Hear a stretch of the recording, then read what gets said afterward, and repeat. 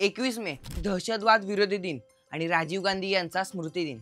21 मे हा दिवस दहशतवाद विरोधी दिन म्हणून साजरा केला जातो।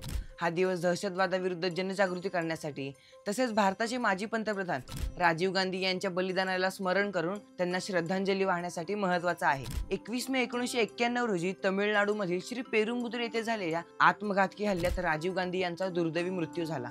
याचप्रमाणे 1993 साली मुंबईमध्ये झालेला साखळी बॉम्बस्फोट, संसद भवनावर झालेला दहशतवादी हल्ला, मुंबई 26/11 हल्ला, पुलवामा हल्ला, पठाणकोट हल्ला आणि 22 एप्रिलचा पहलगाम हल्ला यासारख्या दहशतवादी कारवायांनी भारताला हादरवून सोडले आहे। त्यामुळे या व्हिडिओमधून आपण या दहशतवाद विरोधी दिनाचे महत्त्व, राजीव गांधी यांचे योगदान आणि दहशतवादाविरुद्ध लढण्याची गरज यावर चर्चा करू। नमस्कार, मी अजिंक्य आणि तुम्ही पाहत आहात कल्लाकार दिनविशेष। दहशतवाद विरोधी दिन हा समाजात शांतता, एकता आणि बंधुभावाला प्रोत्साहन देण्यासाठी साजरा केला जातो। दहशतवाद हा मानवतेच्या मूलभूत मूल्यांवर हल्ला करणारा सर्वात मोठा धोका आहे। हा दिवस आपल्याला दहशतवादाच्या विनाशकारी परिणामाबद्दल जागरूक करतो आणि शांततेचा संदेश पसरवण्यासाठी प्रेरित करतो। भारताने अनेक दहशतवादी हल्ल्यांचा सामना केला आहे।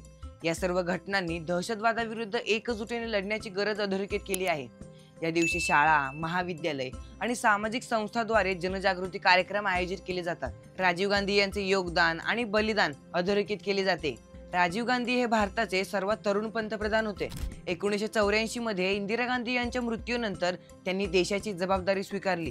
त्यांच्या नेतृत्वाखाली भारताने तंत्रज्ञान, शिक्षण आणि आर्थिक सुधारणांच्या दिशेने मोठी प्रगती केली। माहिती तंत्रज्ञान क्षेत्रातील त्यांचे योगदान आजही भारताच्या यशाचा पाया आहे। त्यांनी नेहमी शांतता आणि राष्ट्रीय एकतेचा पुरस्कार केला।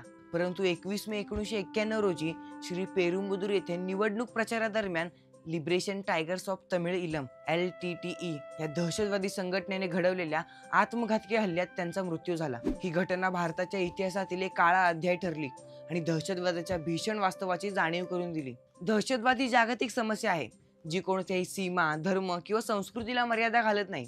दहशतवादी कारवाया केवळ जीवितहानी आणि मालमत्तेचं नुकसान करत नाहीत, तर समाजात भय, अविश्वास आणि फूट पाडतात। याला आळा घालण्यासाठी सरकार, सुरक्षा यंत्रणा, समाज आणि व्यक्तींनी एकत्र येऊन प्रयत्न करणे आवश्यक आहे।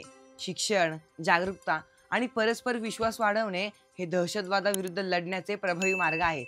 तरुणांना दहशतवादी विचारसरणीपासून दूर ठेवण्यासाठी त्यांना योग्य मार्गदर्शन आणि संधी द्याव्या लागतील। आंतरराष्ट्रीय सहकार्य आणि माहितीची देवाणघेवाण यामुळे दहशतवादी कारवायांना रोखता येईल।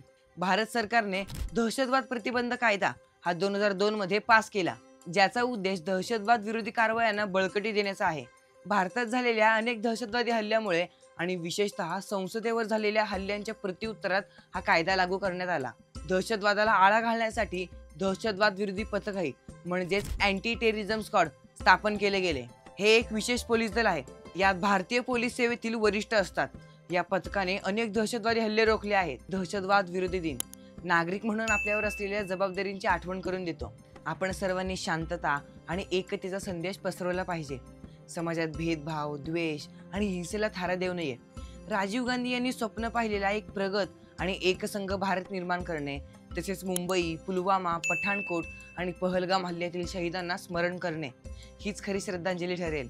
या दिवशी आपण दहशतवादाविरुद्ध एकजुटीने लढण्याचा संकल्प करूया। कशी वाटली ही विशेष माहिती हे आम्हाला कमेंट करून नक्की सांगा। हा व्हिडिओ जास्तीत जास्त लोकांसोबत शेअर करा। आपल्या कल्लाकार YouTube चॅनलला सबस्क्राईब करा। Instagram, Facebook पेजला फॉलो करा आणि बघत रहा कल्लाकार दिनविशेष।